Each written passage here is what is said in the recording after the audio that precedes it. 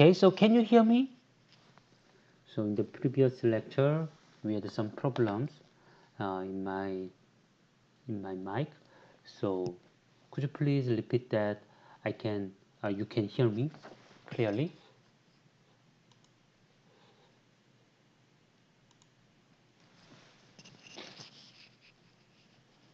Thank you. Thank you. Then I want to check your attendance now. Okay, so 이재혁 씨, 고하늘 씨, 심준호 씨, 이승빈 씨, 이정태 씨. If you are here, then please let me know. 네, 이재혁 씨, 고하늘 씨, okay. 심준호 씨, 이승빈 씨. 네, 모두 안녕하세요. 네, 이정태 씨. 반갑습니다. Okay, let's go to the second page. So, 이충화 씨, 정상아 씨, 그리고 홍주표 씨.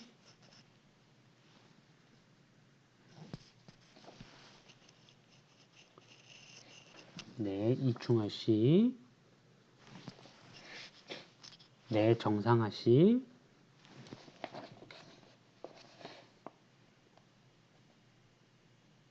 네. 네. 홍주표 씨, thank you. Let's go to the third page. 김민선 씨, 김유신 씨, 배민열 씨, 배서령 씨, 서하연 씨. So if you are here, then please check your attendance.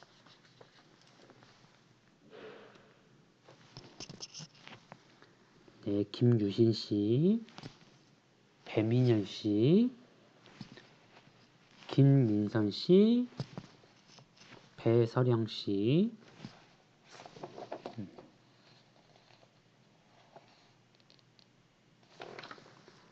Okay, thank you. 서하연 씨. 네. We go to the last page. 이경배 씨, 조대현 씨, 최승규 씨, 김성수 씨, and 나단. And if you are here, please leave your message.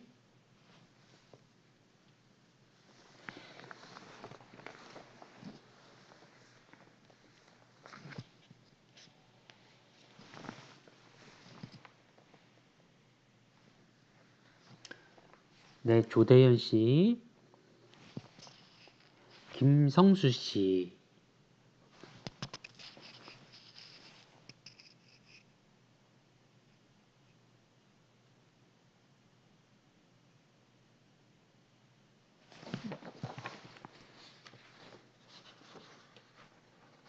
네.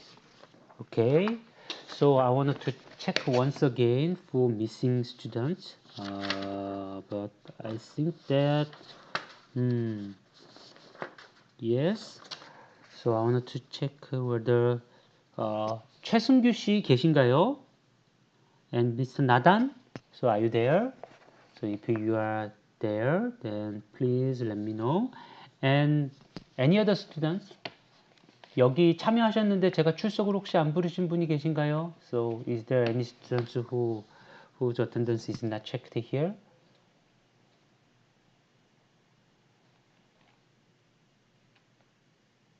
Okay, so I will just treat it as is.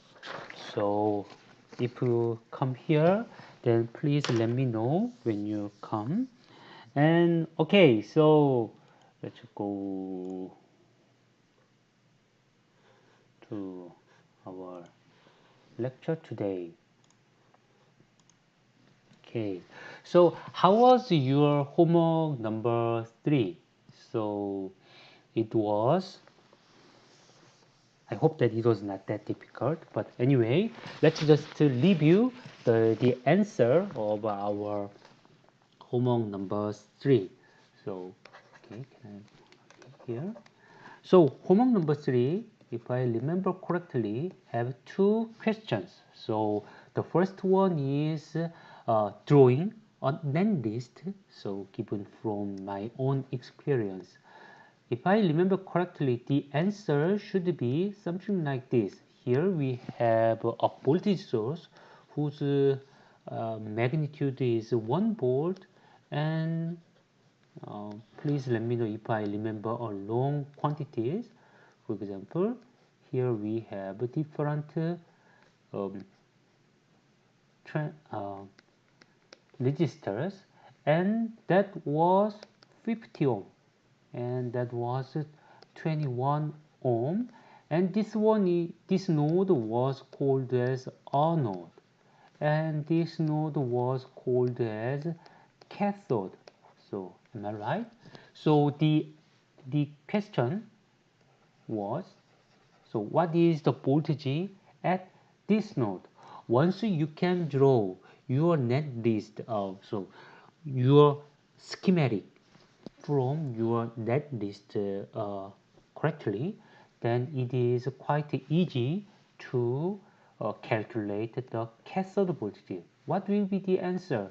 The answer will be the B of our cathode node will be just 1 volt.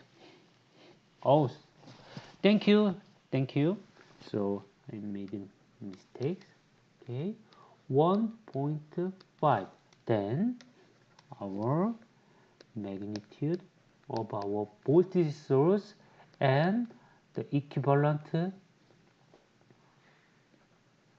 serial resistance 21 ohm plus 50 ohm and 50 ohm.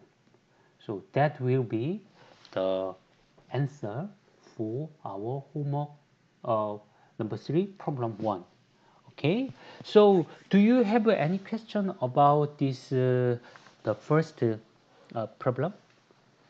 So for example, you had some difficulties to draw schematic from the NAND list, um, or you have some difficulties to calculate cathode voltage. So if you have any problem, then please let me know. I think that you should do it quite easily, so in order to proceed in our semester. So if you have any question, then please ask me question. Then I can repeat my explanation to enhance your understanding on this stuff. So that was number 1, and if you don't have any further question, then I can go to our second question. So that was number 1, and number 2. At that time, so let's just visit okay, my homework problem in order to be more accurate. Okay, so I have introduced a two-terminal circuit element. So why don't you just yes? So then you can see it clearly. I can magnify it. So in this case, wow. So I hope that you can read it more easily. So consider a two-terminal circuit element whose IV relation is given as this form. So simply speaking, if we have positive bias voltage across two terminals, then it will just behave like a resistor. And if we apply a negative bias to our system or our circuit element, then it does not conduct. The current is 0. So you can easily understand this one. Then if we apply sinusoidal signal whose angular frequency is 2 pi, so no, the frequency will be just 1 hertz. So in this case, what will happen to our second terminal current. So are you with me? So let me just go to sketchbook, then think about this one. So we can think about certain element. So we have no idea how does it look like, but anyway it has node 1 and 2, and if the voltage across these two terminals is positive or negative determines its behavior. If we go to this positively biased case, then I2 is given by certain quantity G, conductance, and voltage difference, yes. So it is just written as V2 minus V1 divided by 1 over Z. You can easily understand. Oh, sorry. So I have to make me even smaller. Okay. So you don't have to watch my face so large. So now you can clearly see my writing here, and it means that I equal to the voltage difference divided by certain quantity which has the ohm scale. So it means that, simply speaking, its resistance in this positively biased case is just 1 over G.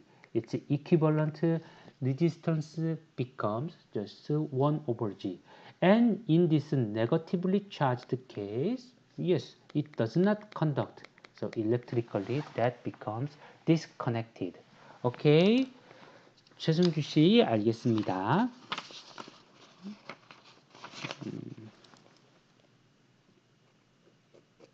Okay, so let me come back.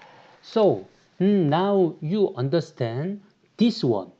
This circuit element behave like sometimes like a resistor and sometimes like just a disconnected line. Then what will happen? So if we go to the voltage across these two terminals, then the answer becomes quite clear. So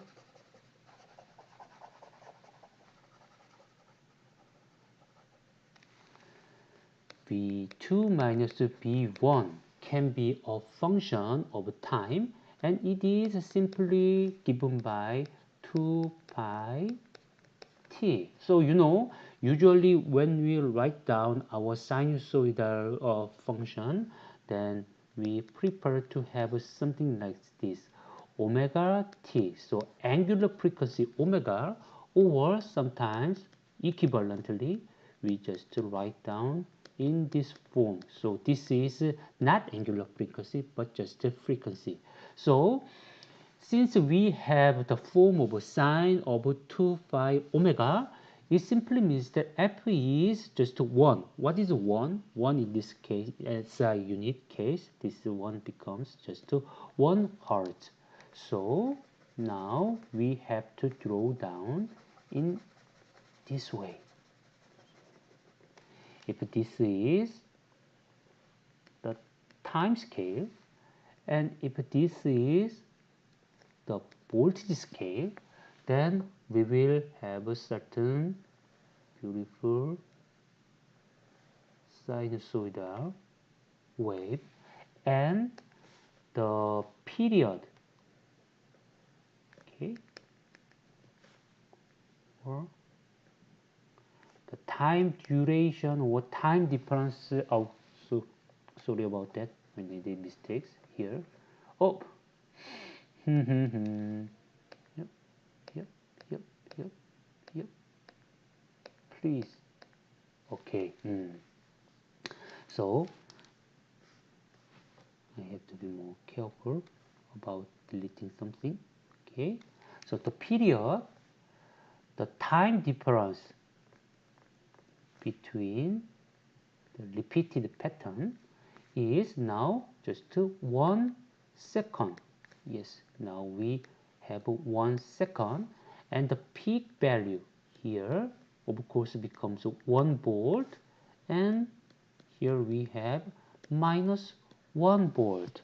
So all of our students, so are you with me? You can understand this situation quite easily. So if you have any question, then please let me know.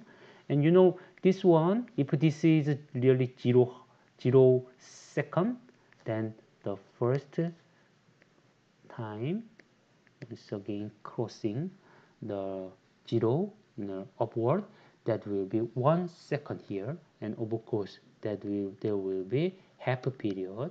Okay, so in this case, from 0 second to 0.5 second, the voltage across the two terminal becomes positive. Therefore, we have to say that the circuit element is operated in this positively biased case. So in this case, what happened?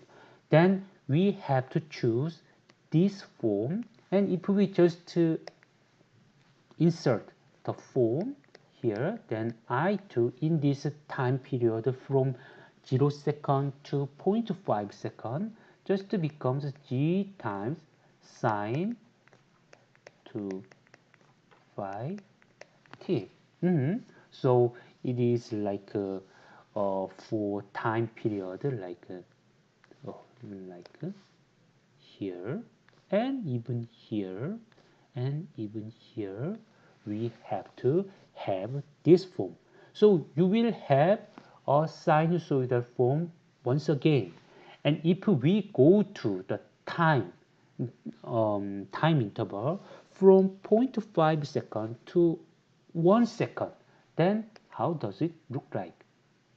In this case, oh, we certainly have negatively biased circuit elements. In this case, I2 becomes 0.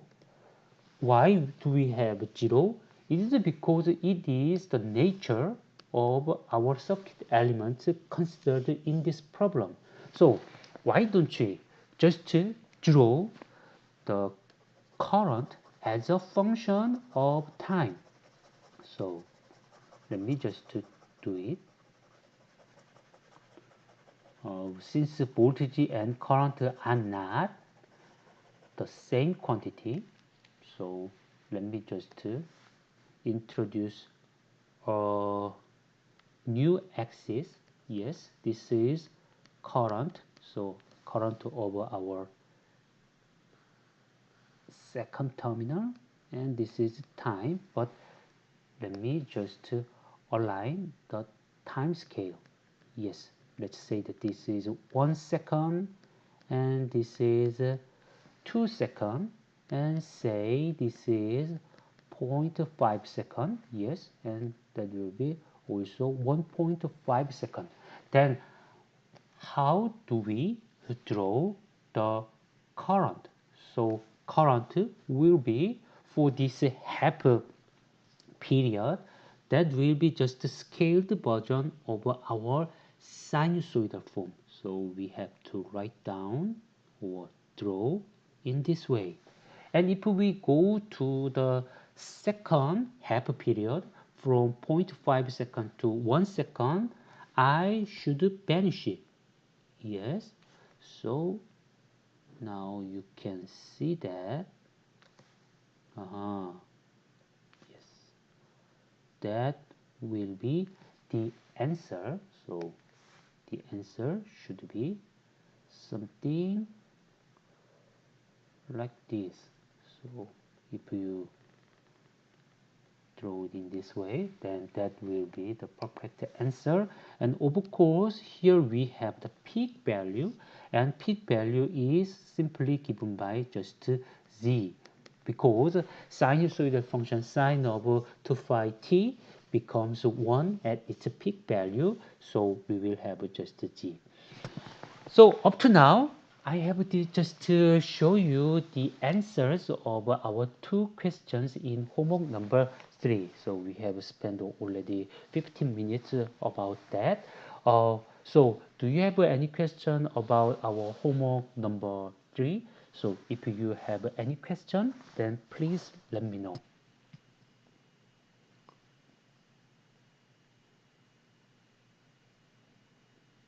You are always welcome to give me a question. Okay.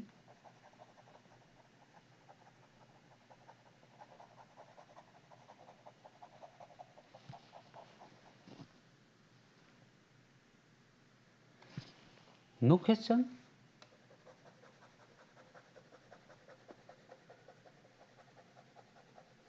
Okay.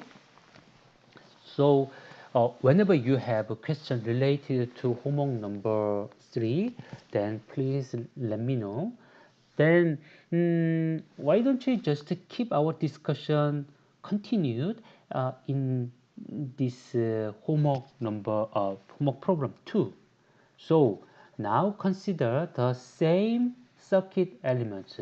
So yes, now we have a certain circuit element which has a really non-linear IV characteristics. So when I say non-linear IV characteristics, so if we draw it, for example, I and V, then it will simply just look like this. Here we have just a horizontal line in a negative sign, and yes, there will be certain straight line, and its slope, how does it look like? So its slope will be given by just Z, and here when I say I, it is just to simplify the form of I2, and when I say V here, this is voltage difference V2 minus V1. So that will be the IV characteristics of our unknown circuit elements considered in problem 2. Then let's consider our more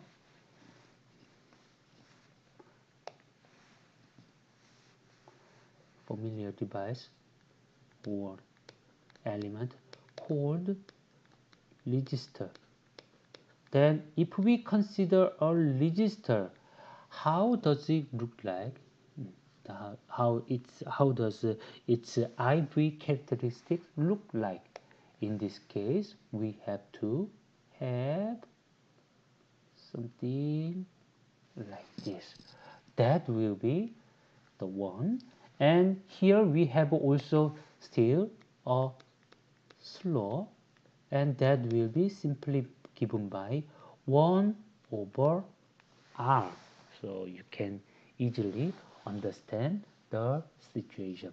Okay, so up to now you understand the difference between a simple resistor and unknown circuit element we have considered in problem 2. Okay, you can say that both of this yellow line and this purple, or how can I say, cyan line, just looks like they look like lines. I mean that yellow one is really a straight line, and the cyan one just to look like a combination of two lines. One is a horizontal line and one is sloped line, straight line. So sometimes you feel that even that cyan line looks like a linear function, but that is not the truth. I mean that here, okay, here we have a straight line. Here we have straight line. So this is piecewise. So this piece and that piece, within its own piece, it behaves like a linear function. But overall, when we consider the entire range of our input voltage, then it becomes really clear that even this piecewise linear function should be considered as what? A linear function. Okay, so our students. So are you all with me? So if you can understand my simple argument, like the piecewise function cannot be treated as a linear function. If you are agree with me, then please leave your message. So could you please you understand this simple factor? So, or if you don't understand, then please let me know. I can repeat it again. Okay, so please everybody.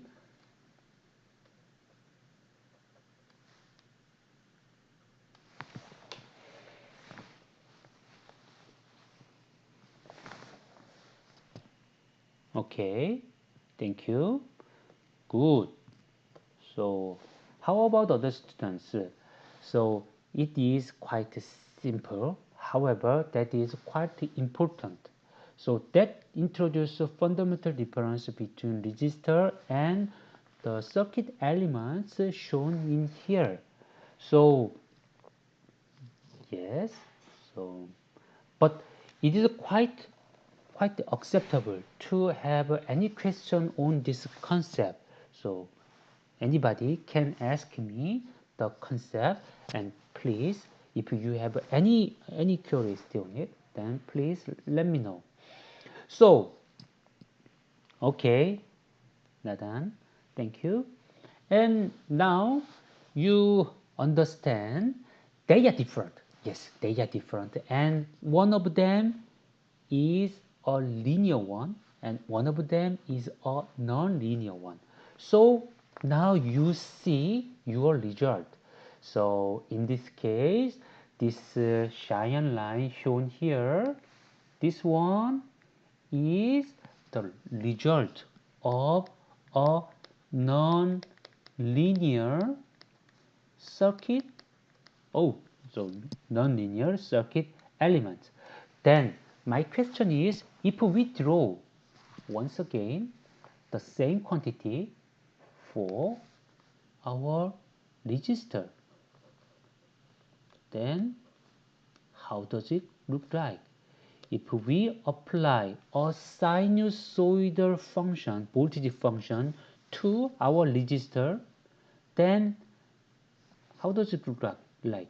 Its resistance is equal to 1 over G. So its peak value will be the same. So if we have such kind of configuration and apply just sinusoidal voltage to our resistor, then our answer should be like this. So please imagine your own answer. So yes, in this case there is no difference. And how about this second half period? In this case, oh, you have just really clear sinusoidal function, because even in this second half period, there is no way to be able, or unlike the resistor, it is just copy and paste it, and the minimum value will be of course minus G. So I think that is quite simple. Everybody in this classroom or this live streaming can understand this one. But point is, think about this one.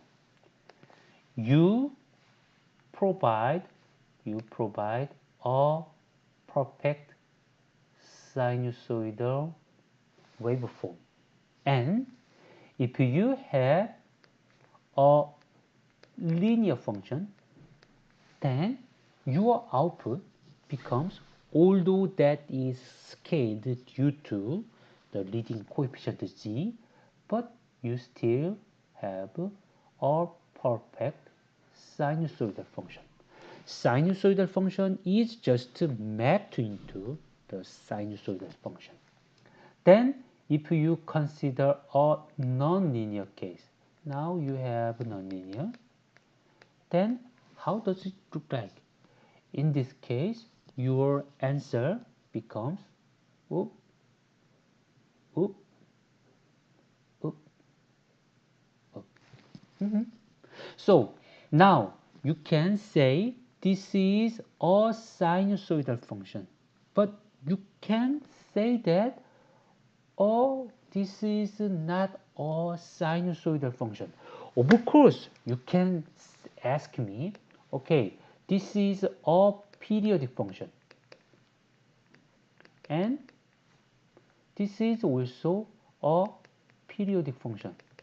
Yes, both of them are periodic. But point is, previously, yes, it has really one single perfect sinusoidal function having a well-defined frequency, yes, or period. However, how about this one? So let's think about this once again. Now we can decompose our answer. So half a sinusoidal and just 0 into this form. Yes, yes, and so yes. This one can be decomposed into two forms, like this perfect sinusoidal function. Okay, sorry for my ugly drawing.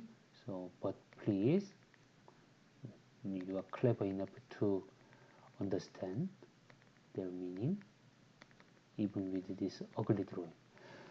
So, this answer, our output waveform, can be decomposed into this term and what? Another one is just having 0 and positive and positive and positive. That is quite easy to understand. So my question is, previously it has the terms like this, this, this, this.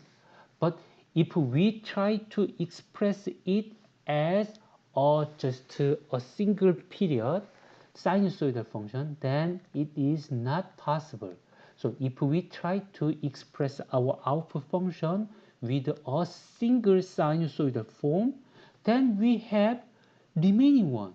Then how can we treat this one? So if we consider this once again, then that will generate other and other sinusoidal components.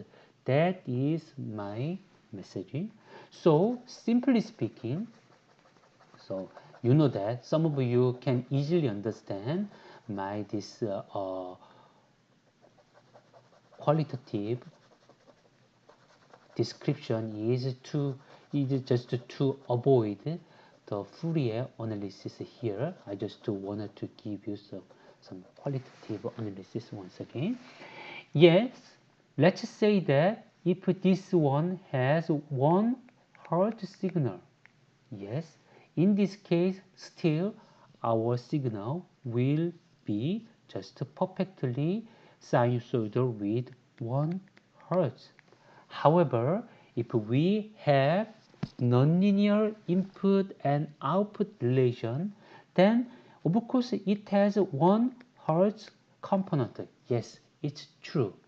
But if we perform further analysis, we can immediately find that we can have a 2 Hz component, 3 Hz component, or something like this. The multiple of 1 Hz components can occur when we have the output generated by a nonlinear function. So simply speaking, let me just think about this one. Yes, now we have 1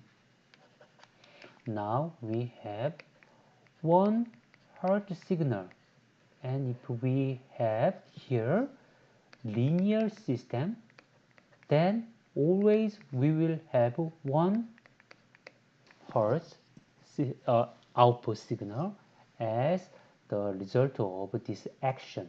However, if we consider a non-linear system, then if we use 1 Hz signal as an input signal, then it can generate many different components stems like 0 Hz or, for example, 1 Hz, 2 Hz, 3 Hz, 4, and any multiple of 1 Hz can occur in general. So if we consider such a non-linear system. So then what is good for?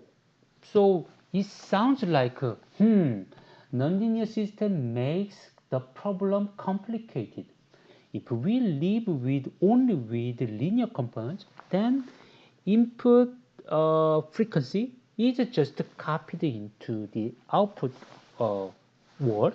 So we still have 1 Hz and 1 Hz. It's beautiful.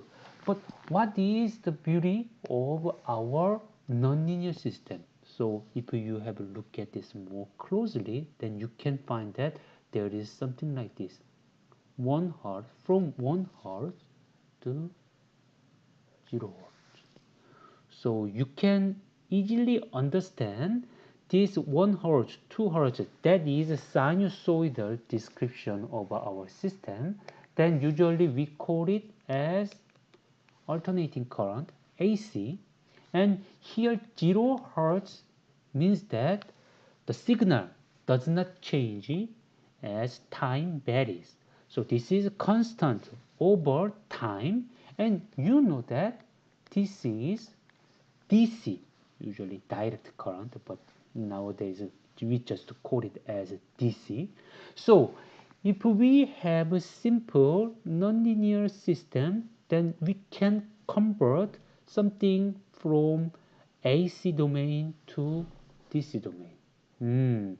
Previously we had, you know that we had a perfect sinusoidal wave. It doesn't have any DC component, but by applying a nonlinear function, then we can generate the DC component. For example, let's just think about this one. Let's just think about this output signal. So please compare our cyan curve and yellow curve once again.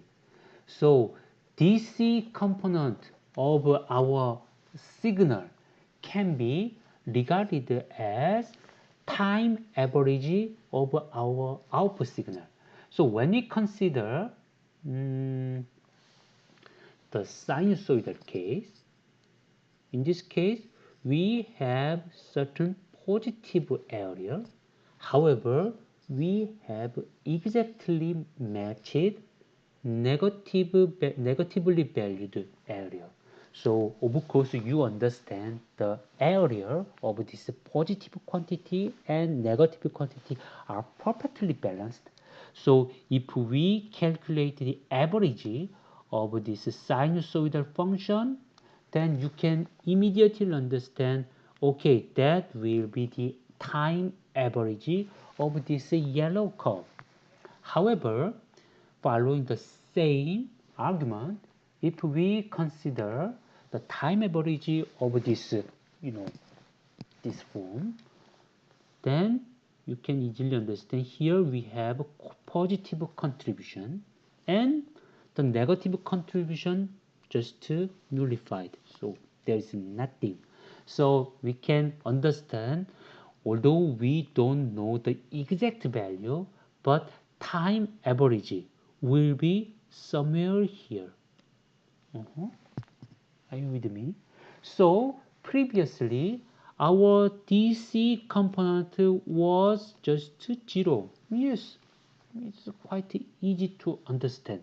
But by the action of a nonlinear system, now our DC component is no longer 0, and from just a purely AC signal, we generate the DC component. Oh, so what is good for? So for example, in our real world, we just transfer our electricity using AC signal because that is good for more efficient for energy transfer. But when we use it in our electronic consumer device, usually we prefer to have DC signal. So in our endpoint as a electricity consumer, we have to introduce a certain uh, conversion function from AC electricity to DC electricity. Then how can you do that? If we only have linear functions, linear components, then it is not possible for us to convert the AC into DC. However, fortunately, if we have a non-linear function, then we can convert the AC signal to DC signal.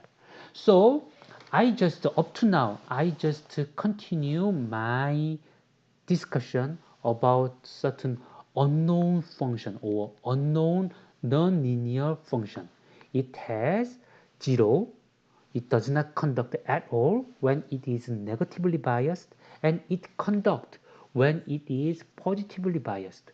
And using this one, we can easily convert the AC signal into DC signal. Of course, it can generate many other components like other one, just having the same voltage conversion, or 2, 3, 4. So maybe you can feel that, oh, only this is meaningful and useful frequency conversion, but you know that here we can find another useful frequency conversion, like from 1 Hz to 2 Hz, or 1 Hz to 3 Hz. What is it good for? Oh, we don't use the AC signal in our consumer electronics. But you know that if you are working with a certain communication systems, usually we send our signal to high frequency. So every time we talk with our friends using certain cell phone, then we have to internally perform such kind of a frequency change or frequency conversion quite often. So the nonlinear function can be used in such cases. Okay, so now I think that I have covered one important topic: why we have to have nonlinear function or nonlinear circuit elements in our reality. Okay, so if you have a question, any question about this topic, then please let me know. And if you don't have any question on this one, and please leave your message, then I can confirm, I can be convinced that I can proceed further with today's lecture. Okay, so could you please leave your message, or just say that you don't have any question on this uh, uh, time, please.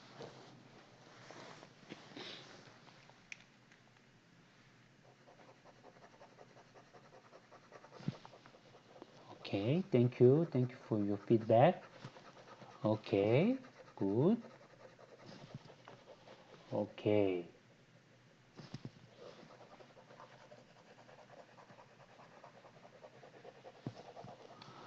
okay.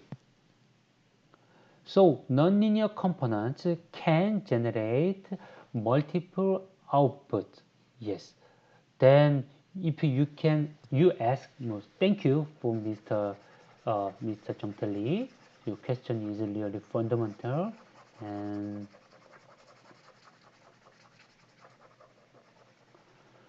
so I think that it is so I'm not quite sure whether I have a capability or ability to explain it in a rigorous sense. But think about this one.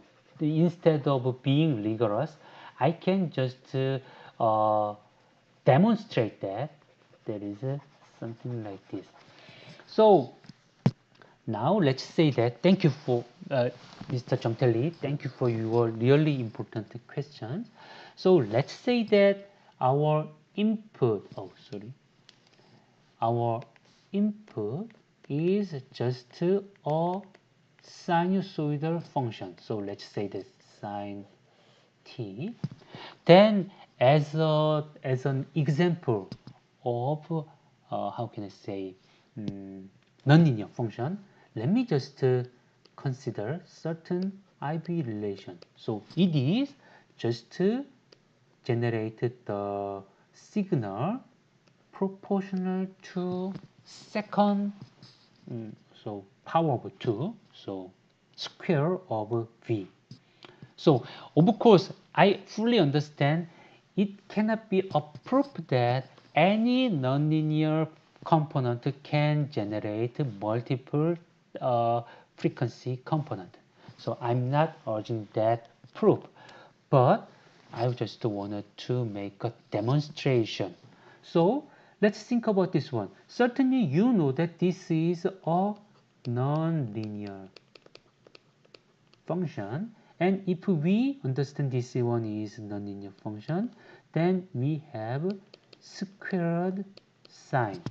So you know that that can generate a certain constant and proportional to sinusoidal function whose frequency is twice 2 times omega. Maybe I don't remember exactly the formulation, but we can think about this sine square of sine t can be obtained as constant plus so cosine or sine 2 times t. So you know that this one is corresponding to our 0 Hertz component, and this one is just twice more its frequency f. So you know that if its angular frequency is omega, then now this signal is corresponding to 2 omega.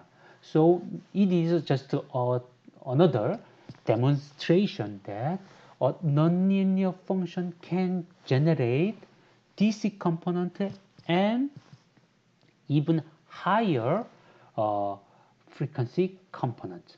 Okay, so Mr. Jongtae, sorry about I cannot provide the fundamental or rigorous proof on it, but I think that it is good enough to convince you that even this simple nonlinear function can generate both of frequency down conversion from omega to 0 or up conversion from omega to 2 omega. Of course, you can find that, oh, now I understand. Omega, angular frequency omega is just down converted to 0 or 2 omega. That is the action of our nonlinear function. No, it's not. If we consider instead of this second order function, but if we consider third order function, then obviously we will have the functions or component like cosine 3 times omega or sine 3 times omega. So that will convert our function into 3 times omega.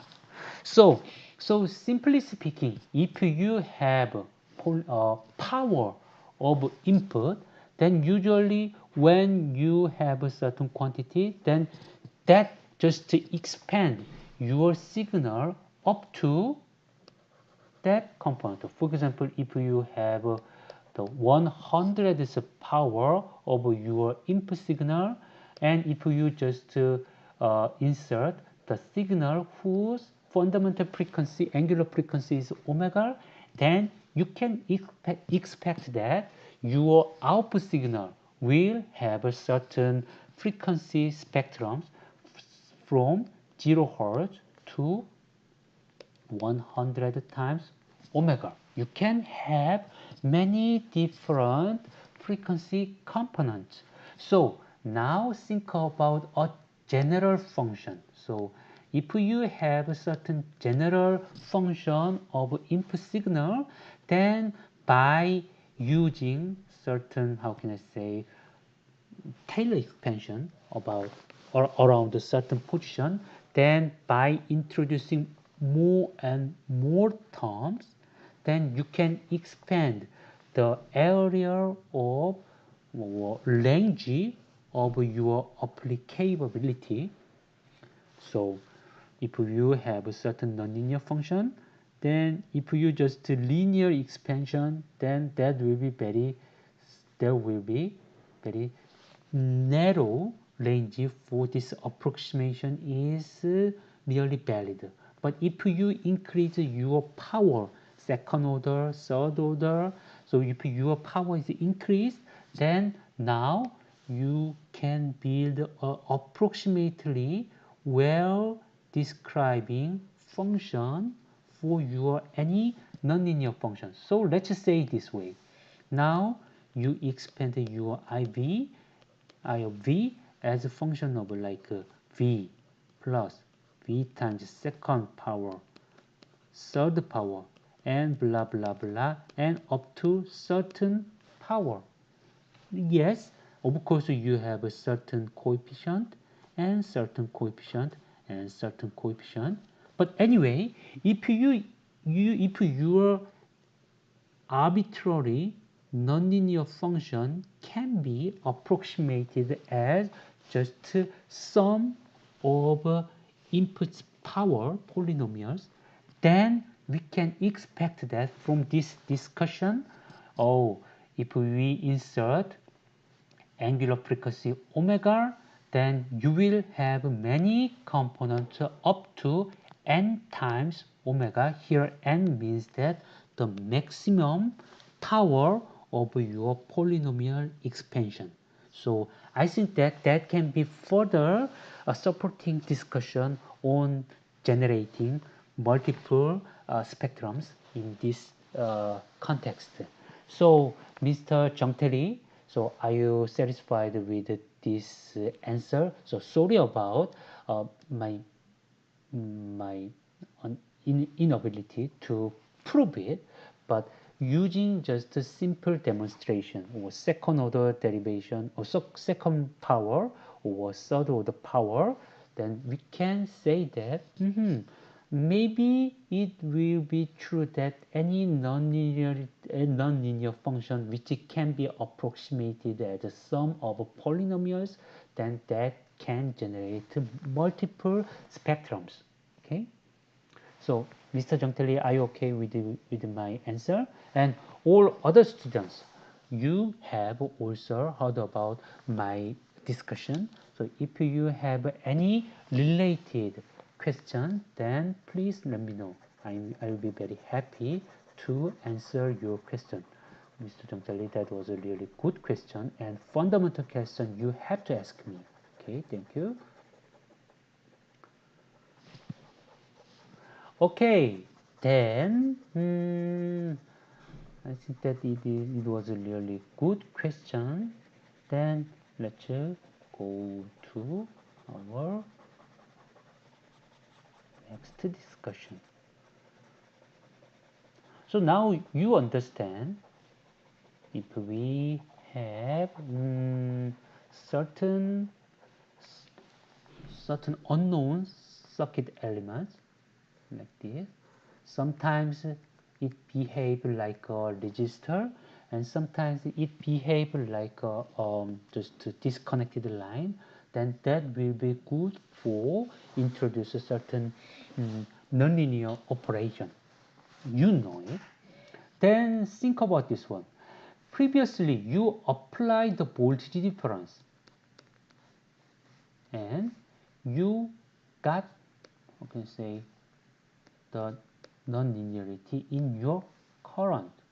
But okay, that's good. But usually what you want to do is, for example, you have so AC voltage signal whose amplitude is about 220 volt, you know that, and you want to have your output signal, so output voltage, so reduced to about 20 volt or 5 volt, something like this. So also that is AC signal, but you wanted to have DC signal, and that is not ampere scale, ampere unit, but it is voltage. So how can you generate DC voltage instead of a DC current out of it? So let's think about this one. So if we have, for example, this one, yes, now you have R and R, then what will happen? Of course, what will happen for voltage difference between this node, this out node and ground node? So you can easily understand, if we have R and R, then we will have 110 volt, just half of it, but still it has only AC component and no DC component. Okay, so maybe it just looks like this. Yes, voltage is reduced, but I don't like it. Yes. So then, how about this?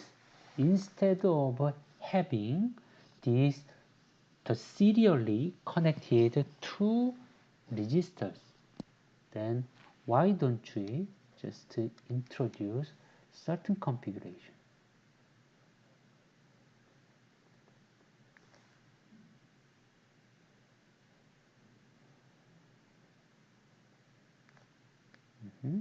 It has a parameter Z, and happen to be, let's assume the relation between G equal to just 1 over R. R is the resistance of our resistor placed in a lower part. Then please think about the behavior of our output signal. How can we address this problem? Obviously, we have to introduce piecewise or regional approach. I mean that this signal is purely sinusoidal, so we can think about two phases. One phase is the first half period where the voltage becomes positive, and the second half period, in this case we have negatively biased circuit elements. So I think that you can understand this quite well. So now if this signal is positive, then it means that the voltage difference between positive and negative, or terminal 1 and 2, becomes positive. Then what will happen? In this case, we can just treat it as a resistor. It just behaves like a resistor. Oh, then now you can immediately understand it is like this situation exactly as before. So now you know it. In this case, the output voltage will be just half of our original signal. You know that previously it was the peak, the peak value was 220 volt as an input signal, and as an output signal we will have just 110 volt, when we have this kind of operation only for the first half period. Okay, then let's go to the second half. If we go to second half, then what will happen? Since the overall voltage across these serially connected two elements becomes negative, then it is certain that our unknown circuit element, our unknown nonlinear circuit element becomes almost disconnected. You know that it does not conduct at all. So we have to treat it as just a disconnected line. Then what will happen? In this case, wow, in this case we will have just, this one does not conduct at all. So the current should be 0. How can we have exactly 0 current for a resistor? When certain voltage, non-zero voltage is applied to a resistor, then it will conduct. So its output voltage should be 0. So in this case, the output should look like this. Okay, so now you can simply understand just serially connecting a resistor and certain non-linear component which has polarity, and for positive one it behaves like a conductor, and negative one it just react or behave like a disconnected line. Then by using this configuration, this is a nonlinear one, and this one is just simple R. Then now you can convert your input voltage into your output voltage, not current. Okay, so by using this one, now you can generate the values. Okay, so do you have any question on my explanation? So previously, of course, at the beginning of our today's lecture, we started from the nonlinear conversion from input voltage to output current, but that was just current. But usually we wanted to have output voltage. Then if you really wanted to have voltage output, then use just serially connected circuit elements. Then you can have this output voltage.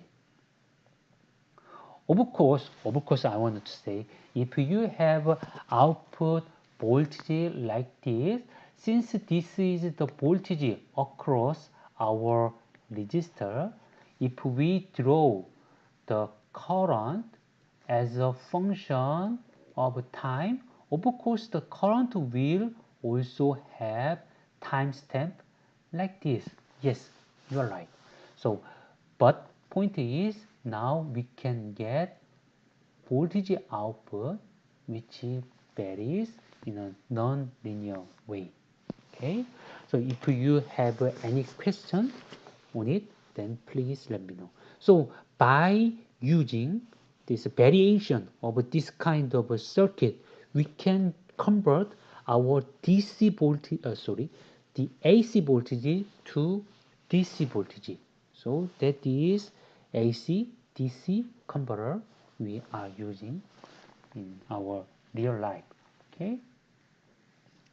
So now we have about 10 minutes left, but let's quickly consider the second topic of today's lecture. Okay, up to now, I tried to convince you that if we have a nonlinear function, or nonlinear circuit element, and that will be really useful. So now you understand, okay, maybe if we have such a component, maybe that is good to us. Then the remaining question, the natural question is, then how can we implement or realize such kind of circuit elements? What is the trick to make such kind of element? Then I wanted to ask you, what is the trick or the method to generate resistor? How can you generate a resistor in semiconductor technology? Of course, if you really make a resistor, well-controlled resistor, then there can be many different ways. So not only for semiconductor material, but by using many different materials, you can generate a resistor. Resistor has just a constant amount of resistance, so it is not that difficult to make it. But point is, since nowadays our electronics industry is almost entirely based on the semiconductor technology, so we have to consider how can we fabricate a resistor using the semiconductor technology, or more importantly, how can you generate our desired nonlinear function using the semiconductor technology? That will be the topic of our second part. Okay, so think about this one. Oh, I have to draw this one. So think about a silicon wafer. So you know that this is wafer. Maybe you have seen the image of wafer, silicon wafer, in many times. So let me just search it, silicon wafer.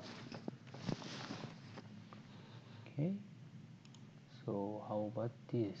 Okay.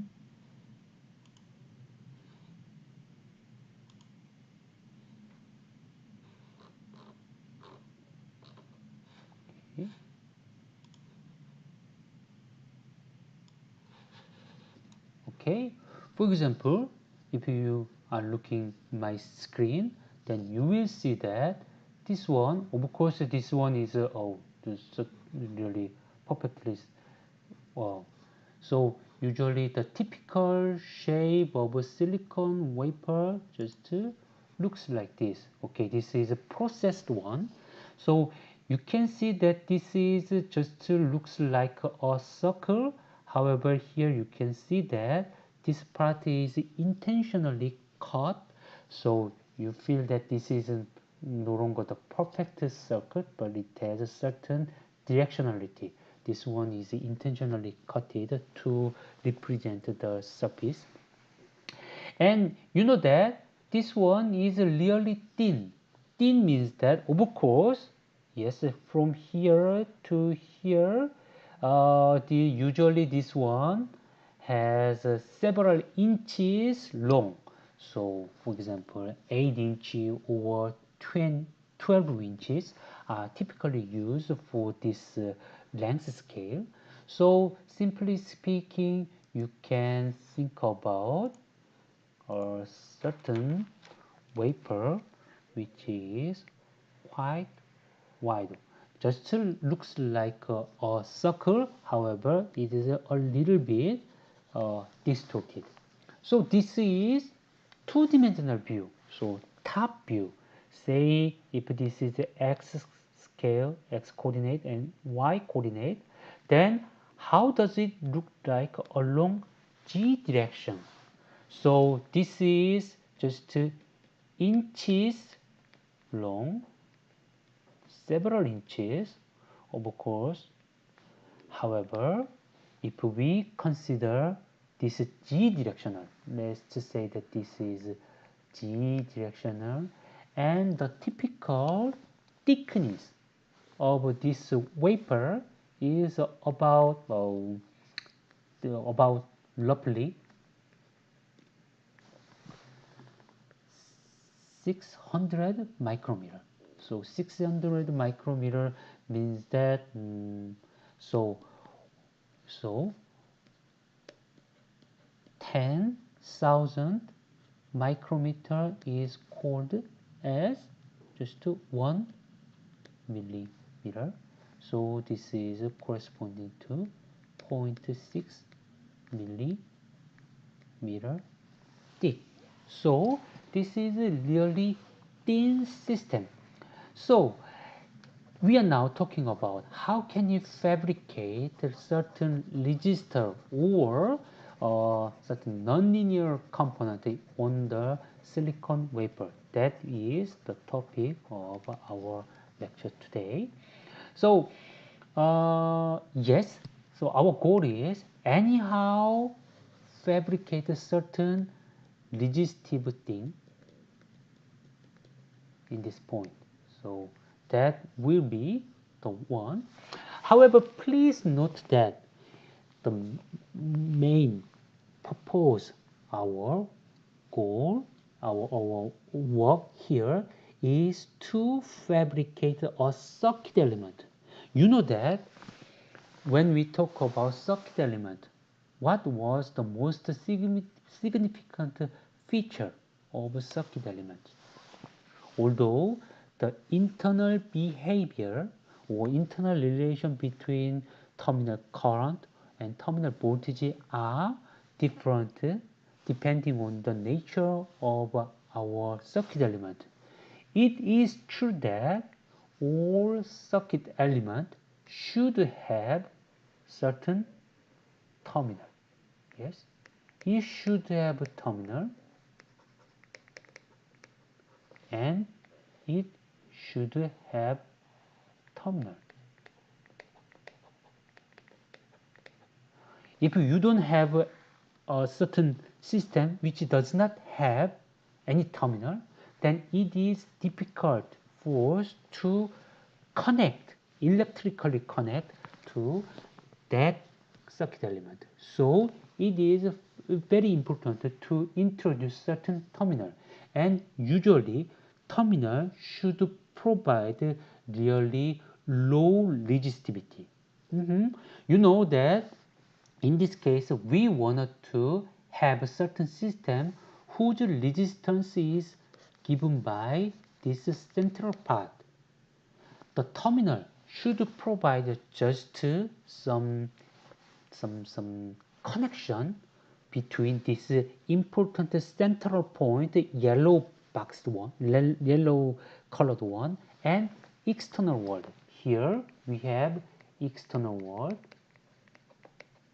and here external world. So usually in order to provide good connectivity, so what we introduce is certain metal chunk here. Okay, this one should be a metal, good conductor, and this one should be a good conductor. So simply speaking, when we fabricate something using the semiconductor technology, first of all, we have to provide good metal as a basis for our terminal. So that is the first one. Then, depending on the nature of our circuit element, now we will change this part, the important part of our silicon wafer. However, please keep in mind that always there should be certain metal on top of our silicon wafer. So through this metal part, our current can flow, and current can flow in this direction. Okay, so time is up, and I wanted to ask all of you about our I can say two topics. The first topic was the importance of our nonlinear function, nonlinear circuit elements, and at the end of our first discussion, I just showed that using such kind of nonlinear element, we can make a AC to DC voltage converter. So that was the first one.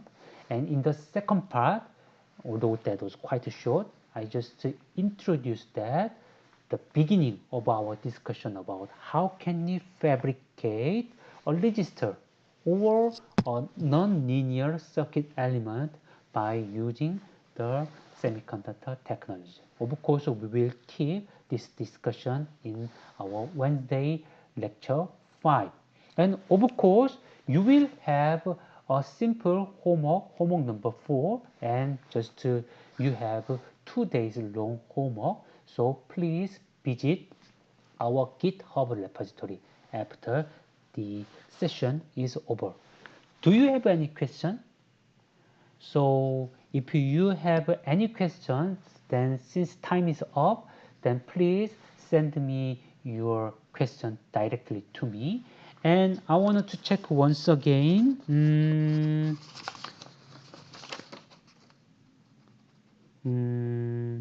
Okay.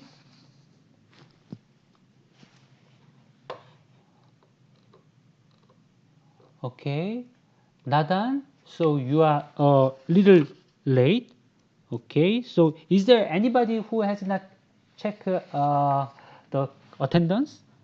I know that 최승규 씨 and Nadan were a little late, and if you are here but your attendance is not checked, then please let me know.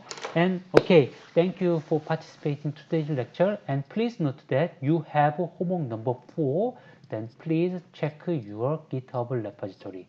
Then see you Wednesday. Bye.